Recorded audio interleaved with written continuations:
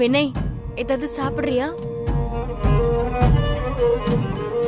கொஞ்சம் விஷம் இருந்தா கூட குடிச்சிட்டு செத்து போறேன். வினய், இடியட், பர்த்டே அதுவும் ஏன்டா இப்படி எல்லாம் பேசுற? ஆமா, பர்த்டே ஒண்ணுதான் கேடு. இப்போ போ, நீ போய் பேசாம தூங்கு. நீயே இங்க இருந்து சும்மா டைம் வேஸ்ட் பண்ணிட்டு இருக்க. போ. இப்ப எதுக்கு நீ என் மேல எரிஞ்சு விழுந்துட்டு இருக்க வினய்? ஏதோ இத்தனை நாளா நம்ம எப்படி சொல்றதுன்னு நினைச்சிட்டு இருந்தோம். இன்னைக்கு எல்லாருக்குமே எல்லாம் தெரிஞ்சு போச்சு. என்ன நம்ம ஒண்ணு நினைச்சா வேற ஒண்ணு நடந்துருச்சு. விடுடா.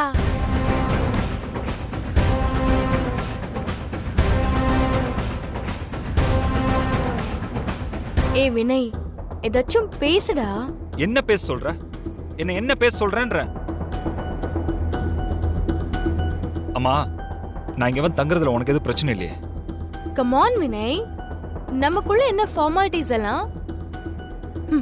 யுஎஸ்ல ஒரே ரூம்ல எத்தனை நாள் தங்கி இருக்கோம், அதெல்லாம் என்ன மறந்து போச்சா உனக்கு?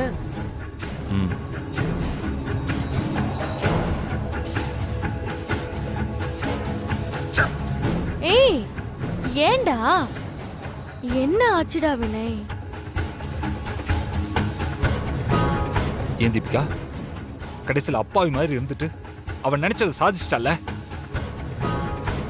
இது என் மேல தப்பு இருக்கிற மாதிரி அம்மாவி அப்பாவையும் என் பக்கம் திருப்பிட்டால.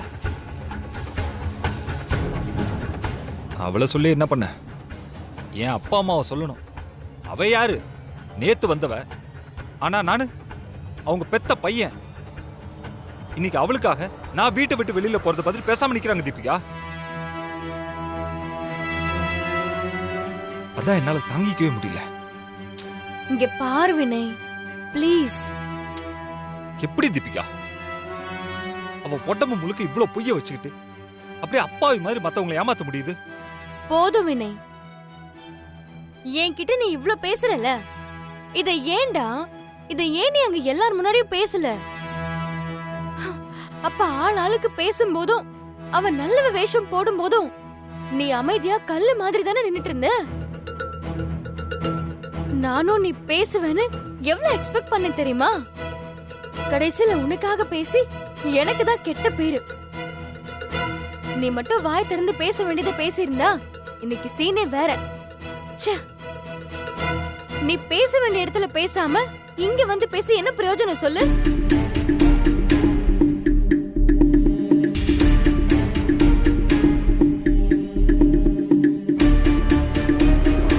மித்ரா கெட்டவன்னு உனக்கு எனக்கும் தெரியுது வினய்.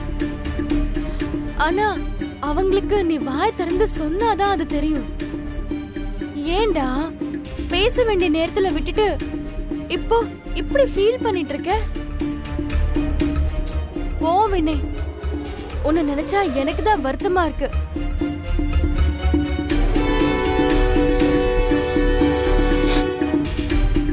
டேய், என்னடா நீ எதுக்கு வினய் அழற? தப்பு பண்ணுவ, அங்க சந்தோஷமா தான் இருக்கா. அழாதடா, எனக்கு கஷ்டமா இருக்கு.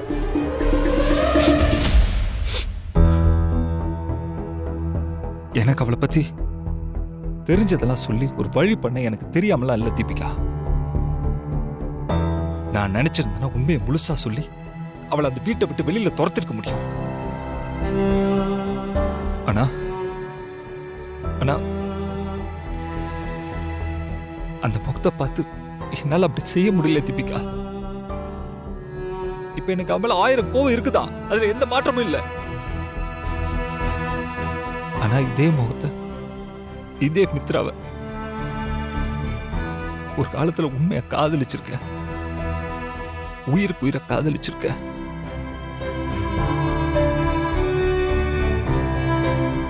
இப்ப இத்தனை பேர் முன்னால அவளை என்னால அப்படி பேச முடியல தீபிகா, பேச முடியல.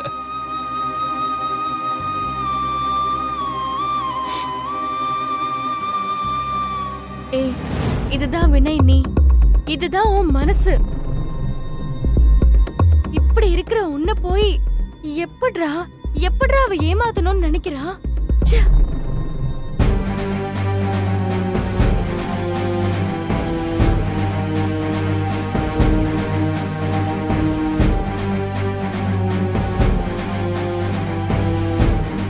வினய், இதான் என்னோட முதல் ஸ்டெப். அது நடந்துருச்சு. எப்படியாவது உன்னையும் மித்ராவையும் நிரந்தரமா பிரிக்கிறது தான் என்னோட அடுத்த ஸ்டெப்.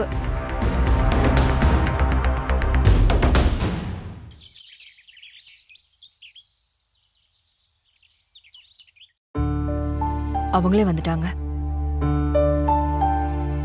வாங்க வாங்க உட்காருங்க சம்பந்தி. வசு, வசந்தி கிட்ட சம்பந்திக்கும் சேர்த்து காஃபி எடுத்துட்டு வர சொல்லு.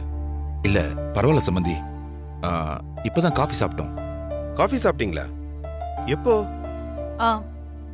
அவங்க 5 மணிக்கெல்லாம் எழுந்து குளிச்சு ரெடியாகி டிஃபனை சாப்பிட்டு முடிச்சிட்டாங்க. 5 மணிக்கா? ஆமா சம்பந்தி. எப்படி? அவங்க என்ன நம்மள மாதிரி சிட்டிலயா இருக்காங்க 7 மணிக்கு எந்திரிக்கிறதுக்கு? வில்லேஜ்ல இருக்கிறவங்க கோழி கூவுறதுக்கு முன்னாடியே எழுந்து பழக்கப்பட்டவங்க. நீங்க சொல்றதெல்லாம் தூங்குனவங்களுக்கு தானம்மா. நாங்க எங்க தூங்கணும்? புரண்டு புரண்டு படுத்துக்கிட்டு ஒரு 5 நிமிஷம் கூட கண்ணை மூடலம்மா. தூங்கலையா? ஏன், என்னாச்சு? அது ஒண்ணும் இல்லங்க, புது இடம் இல்ல, அதான் தூக்கம் வரல. புது இடமா? இல்ல, நேத்து நடந்த பிரச்சனையை நினைச்சு தூக்க வராம இருந்ததா? உங்ககிட்ட மறைக்கிறதுக்கு என்ன இருக்கு சம்பந்தி? நம்ம பிள்ளைங்க சந்தோஷமா இருந்தா தானே நாம நிம்மதியா இருக்க முடியும். இந்த மாதிரி சண்டையும் சச்சரவுமா இருந்தா எங்கிருந்து தூக்கம் வரும்? எங்களுக்கும் அதே நினைப்புதான். வினய் வீட்டை விட்டு போவானெல்லாம் நாங்க கொஞ்சம் கூட நினைக்கவே இல்லை.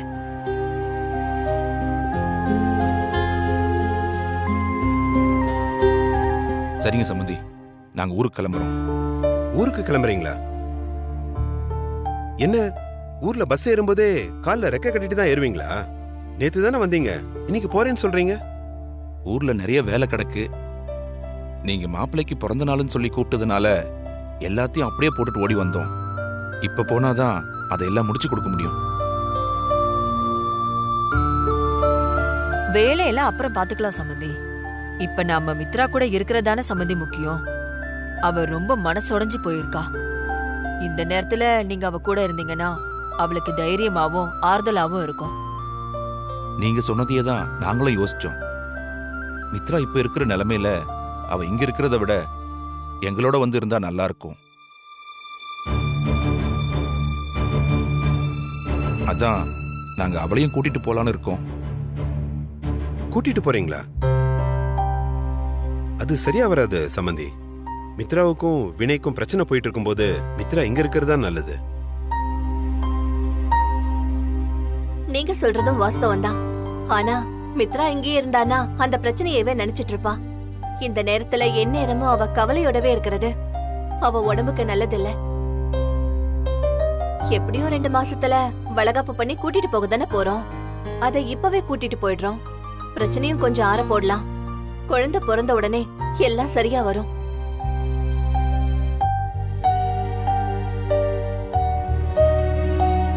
வசு, நீ என்ன நினைக்கிற? சம்பந்தி சொல்றதும் சரிதாங்க. மித்ரா இங்க இருந்தா வினய நினைச்சு நினைச்சு உடஞ்சுதான் போவா.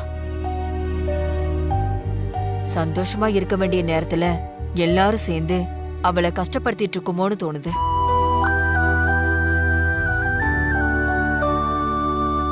சம்பந்தி சொன்ன மாதிரி அவ ஊர்ல போய் இருந்தாதான் கொஞ்சமாவது பிரச்சனையை மறந்து சந்தோஷமா இருப்பா. சரி, உங்க இஷ்டம்.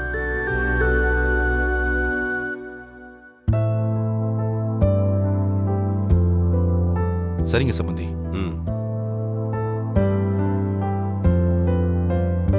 மித்ரா, நீ இன்னும் என்ன பண்ணிக்கிட்டு இருக்க? சட்டு புட்டுன்னு கிளம்ப வேண்டாமா? கிளம்பணுமா? எங்க போறோம்பா? என்ன உமா, நீ சொல்லலையா? மித்ரா, நம்ம இப்ப ஊருக்கு போறோம். ஊருக்கா? நான் எதுக்கு? மித்ரா, நீ குழந்தை பிறக்கிற வரைக்கும் நம்ம வீட்டுல வந்துரு. அதுதாம்மா உனக்கும் நல்லது, குழந்தைக்கும் நல்லது. சம்மந்தி கிட்ட எல்லாம் கூட நாங்க சொல்லிட்டோம், கூட்டிட்டு போக சொல்லிட்டாங்க.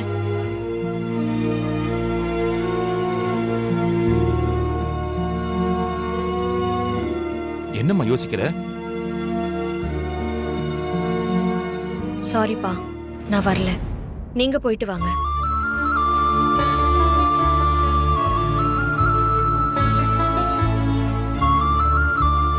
மித்ரா, என்ன மித்ரா இது? நாங்க சொல்றத கேளு. எங்க கூட வரதுதான் உனக்கு நல்லது.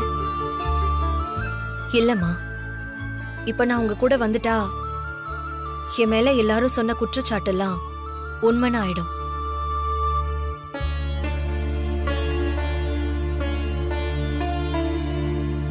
தப்பு பண்ணதுனாலதான் ஓடி போயிட்டேன்னு சொன்னாலும் சொல்லுவாங்க.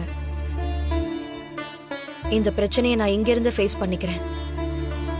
நான் இப்போ கொஞ்ச நாள் அங்க வந்து இருக்கிறதுனால மட்டும் பிரச்சனை எல்லாம் சரியாயிடாது. எப்போ திரும்பி வந்தாலும் இத நான் ஃபேஸ் பண்ணி தான் ஆகணும். அதனால நான் வரல. நீங்க போயிட்டு வாங்க. மித்ரா, ப்ளீஸ்மா, நான் பாத்துக்கிறேன். நீங்க கிளம்புங்க.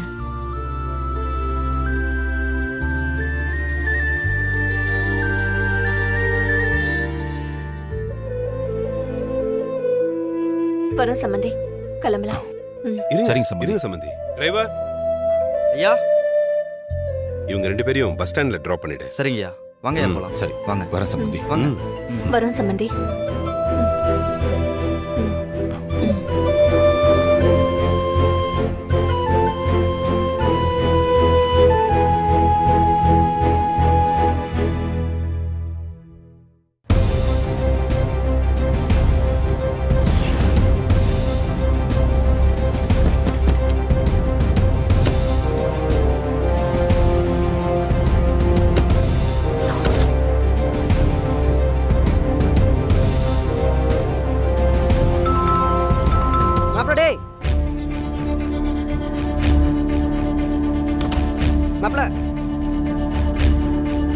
அங்கிள் வாங்க வாங்க, உள்ள இது வாங்க. பாரு, உள்ள வரதுக்காக நாங்க வரல. மாப்பிள்ளைய கூப்பிடு, நாங்க கூட்டிட்டு போயிட்டே இருக்கோம். மாப்பிள்ள, டேய் மாப்பிள்ள. ஓ, மித்ராவை வீட்டை விட்டு அனுப்பிட்டீங்களா? மித்ரா எதுக்குமா வீட்டை விட்டு போகணும்? அவன் தான் கோச் வந்து இங்கே இருக்கான்னா நீயாவது நல்ல புத்தி சொல்லி அவனை வீட்டுக்கு அனுப்ப வேணாமா? நீயும் அவன் கூட சேர்ந்து பேசிட்டு இருக்க. என்ன அங்கிள், நான் என்னவோ வேணும்னே வினய் இங்க கூட்டு வந்து தங்க வச்ச மாதிரி பேசுறீங்க. அவன் வந்து இங்க இருந்தா நான் என்ன செய்ய முடியும்? வெளியில போன்னா சொல்ல முடியும்? இங்க பாருமா தீபிகா. பா, என்னப்பா இப்ப எதுக்கு எல்லாரும் இங்க வந்து பேசிட்டு இருக்கீங்க? என்னடா கேள்வி இது? குடும்பத்தில் ஒரு பிரச்சனைனா உடனே பொசுக்குன்னு வீட்டை விட்டு வந்துடுவியா? என்ன வினை பழக்கம் இது? சும்மா கோவப்பட்டுட்டு வா, போகும்போது சாக்லேட் வாங்கி தர, வீட்டுக்கு போய் பேசிக்கலாம் வா. இல்ல மாமா, சாரி சித்தப்பா, அவ இருக்க வீட்டுக்கு என்னால வரவே முடியாது.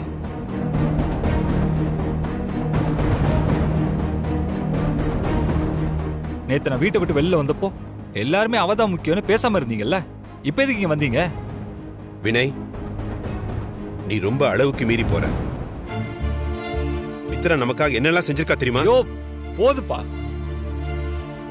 ப்ளீஸ் போதும். சும்மா நான் சாக போறேன்னு தெரிஞ்சும் கல்யாணம் பண்ணிக்கிட்டா டாக்டரை கூட்டிட்டு வந்தா பரிகாரம் பண்ணான்னு திரும்ப திரும்ப அதே சொல்லாதீங்கப்பா ப்ளீஸ். எத்தனை முறை சொன்னாலும் அதான உண்மை. அதை நீ மறுக்க முடியுமா? சும்மா அப்பா அவ செஞ்சா?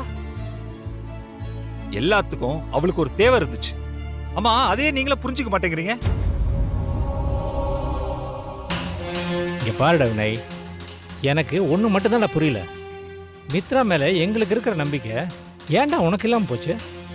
சரி, அப்படி உனக்கு அவன் மேல் நம்பிக்கை இல்லைனாலும் நாங்கள் இத்தனை பேர் சொல்கிறோம்ல, எங்களையும் நம்ப மாட்டேன்னா என்னடா அர்த்தம்? ஏன்னா அவ உங்க எல்லாரையுமே நல்லா நடிச்சு நம்ப வச்சிருக்கா. ஏமா, ஏன் ஏற்கனவே எரிஞ்சிட்டு இருக்கு, இதுல எண்ணெயை ஊத்துறியா? இதை பாரு, இது எங்க குடும்ப விஷயம். நாங்க பேசி தீர்த்துக்கிறோம், நீ வாயிச்சு சும்மா இருந்தா போதும். உங்க குடும்ப பிரச்சனை ஏன் வீட்டு வாசல்ல நடக்கணும்? இது இங்க தான் நடந்துட்டு இருக்கு. இப்ப நீங்க பேசாம பக்கத்து வீட்டுல போய் பேசுவாங்க. இல்ல இல்ல, அது என்னன்னா உங்க குடும்ப பிரச்சனையா இருந்தாலும் வினய் என் ஃப்ரெண்டு. இந்த விஷயத்தினால அவன் எவ்வளவு ஹர்ட் ஆயிருக்கான்னு எனக்கு நல்லாவே தெரியும். நீங்க ஈஸியா மித்ராக்கு சப்போர்ட் பண்றீங்க. பாவம், அவனுக்கு யாரு ஆறுதலா இருப்பாங்க? வினய், உன் கோவம் என்னன்னு எனக்கு புரியுது. மித்ரா என்ன உன்கிட்ட முன்னாடியே சொல்லிருக்கணும். நான் தான் இது யார்கிட்டயும் சொல்ல வேணான்னு சொன்னது. இன்னும் உனக்கு புரியுற மாதிரி சொல்லணும்னா அப்ப இருந்த சூழ்நிலை வேறடா, இப்ப இருக்கிற சூழ்நிலை வேற. எப்பவுமே ஒரு விஷயத்த அது நடந்த காலகட்டத்தை வச்சுதான் யோசிக்கணும். அவ உன்கிட்ட உண்மையை மறைச்சது தானே கோவம். அதுக்கு முழுக்க முழுக்க நான் தாடா காரணம். ஆனா அதுக்கு போய் நீ வீட்டை விட்டு எதுக்காகடா வரணும்? என் கோவத்துக்கு காரணம் அது மட்டும் இல்லப்பா. வேற என்னடா? உங்ககிட்ட சொல்ல முடியாத விஷயங்கள்லாம் நிறைய இருக்கு. இங்கே பாரு வினய், பிரச்சனைன்னு வந்ததுக்கப்புறம் சொல்ல முடியாத விஷயம்னு எதுவுமே இல்லை. நீ என்ன பிரச்சனைன்னு சொன்னா தான் அதுக்கு என்ன சொல்யூஷனும் நம்ம தேட முடியும்.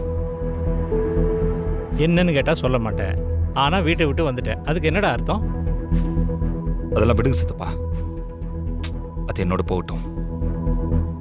ஆனால் நான் ஒரு விஷயத்தில் மட்டும் உறுதியாக இருக்கேன். அவள் அந்த வீட்டில் இருக்கிற வரைக்கும் கண்டிப்பாக நான் வரவே மாட்டேன்.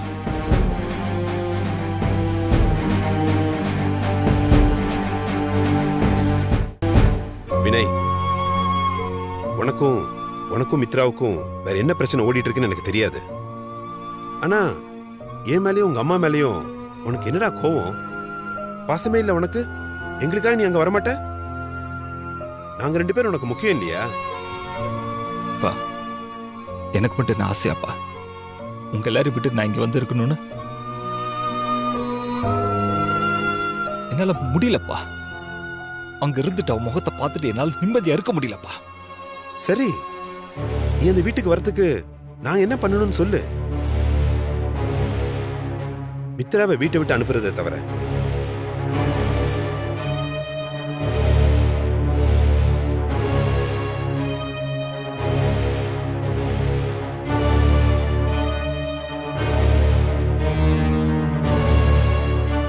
சரிப்பா, நான் உங்களுக்காக வரேன்.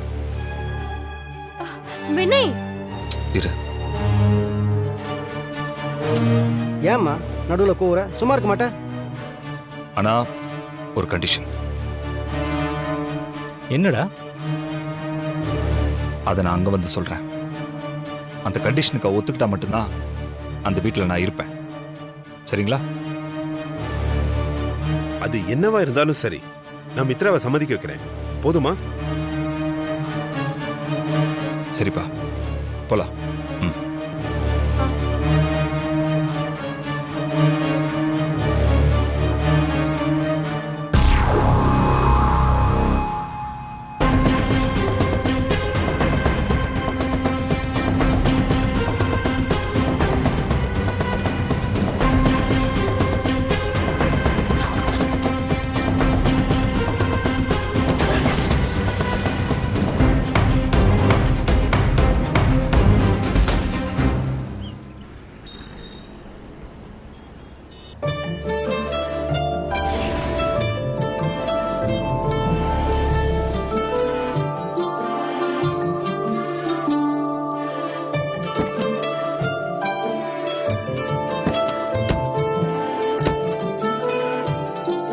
முகமே சரியில்லையே.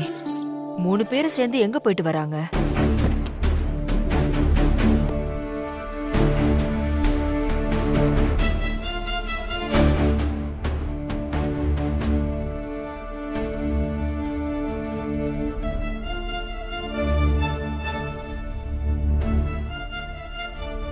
வா உள்ள போலாம்.